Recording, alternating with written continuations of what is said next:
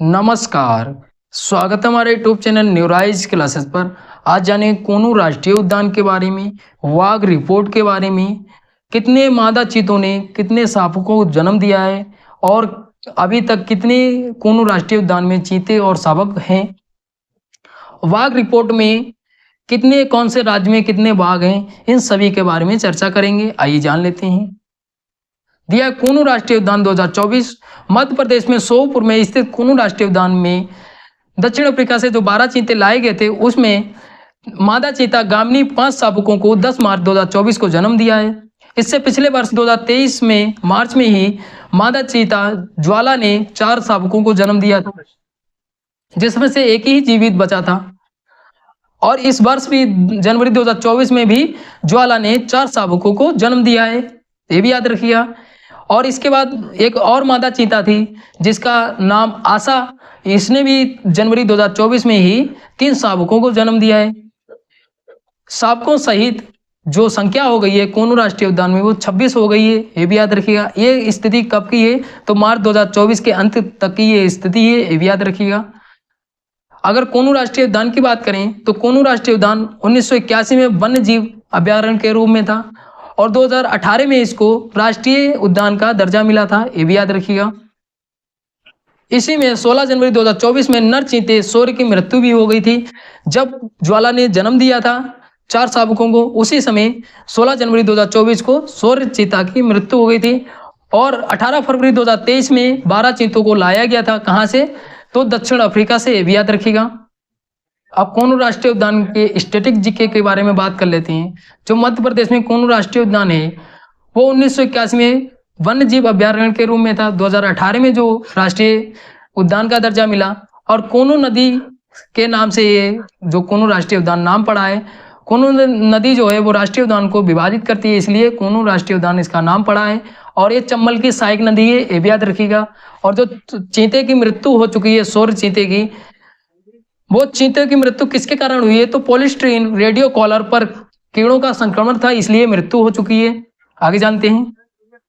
यह परियोजना जो चलाई थी चीता लाने की, वो प्रधानमंत्री नरेंद्र मोदी जी ने अपने जन्मदिन पे शुभारंभ किया था। कब किया था? तो 17 सितंबर 2022 को किया था। कहाँ पे? तो कोनू पालपुर पार्क में इसका शुभारंभ किया था। और ये परिकल्पना जो थी वो 2009 की थी। इसमें नामीबिया और दक्षिण अफ्रीका से ये चीते लाए गए थे। नामीबिया से 8 चीते लाए गए थे और दक्षिण अफ्रीका से 12 चीते लाए गए थे, ये भी याद रखिएगा। और इसको कहाँ बसाया गया था? तो मध्य प्रदेश के कोनू राष्ट्रीय उद्यान में बसाया गया था। और जो चीता प्रोजेक्ट है ये विश्व का पहला प्रोजेक्ट है भारत का, ये भी याद रखिएगा।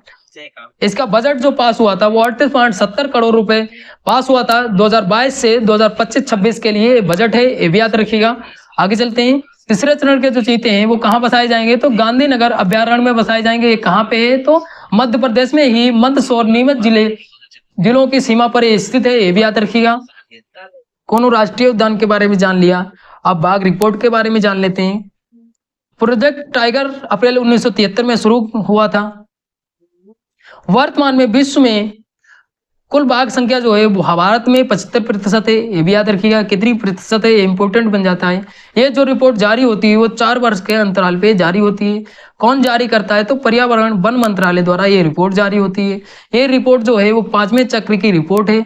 कब जारी हुई है? तो 29 जुलाई 2023 को जारी हुई है। जिम कॉर्बेट नेशनल पार्क में इंटरनेशनल टाइगर डे वाले दिन ये जारी हुई है, ये भी याद रखिएगा। आगे चलते हैं। राज्य मंत्री श्री अश्विनी कुमार चौबे ने 53 टाइगर रिजर्व की रिपोर्ट बताई है, ये भी याद रखिएगा। वाघ गणना 2023 की अधिकतम जो संख्या है वो 3925 है। वाघ गणना 2023 की न्यूनतम जो संख्या है वो 3167 है। और अगर सर्वाधिक पूछ लिया जाए तो बाघ कहाँ है? तो मध्य प्रदेश में कितने हैं? तो 785 हैं मध्य प्रदेश में। और इसी को टाइगर स्टेट भी बोला जाता है, ये भी याद रखिएगा। आगे चलते हैं। उत्तर प्रदेश की बात करें तो उत्तर प्रदेश में जो बाघ संख्या है वो 205 है। और ये भारत में 8वें स्थान पे बाघों की संख्या में आता है, ये भी याद रखिएगा। और उत्तराखंड में अगर बात करें तो जिम कॉर्बेट नेशनल पार्क जो है उसमें सर्वाधिक जो संख्या है वो 260 है। फिर उत्तर प्रदेश के दुधवा जो टाइगर रिजर्व है उसमें जो संख्या है वो 135 है बाघों की। और 18 टाइगर रिजर्व ऐसे भी हैं जहां बाघों की संख्या 10 से भी कम है, जैसे उत्तर प्रदेश का रानीपुर टाइगर रिजर्व जो चित्रकूट में पड़ता है, इसमें 10 से भी कम बाघ संख्या है, ये भी याद रखिएगा।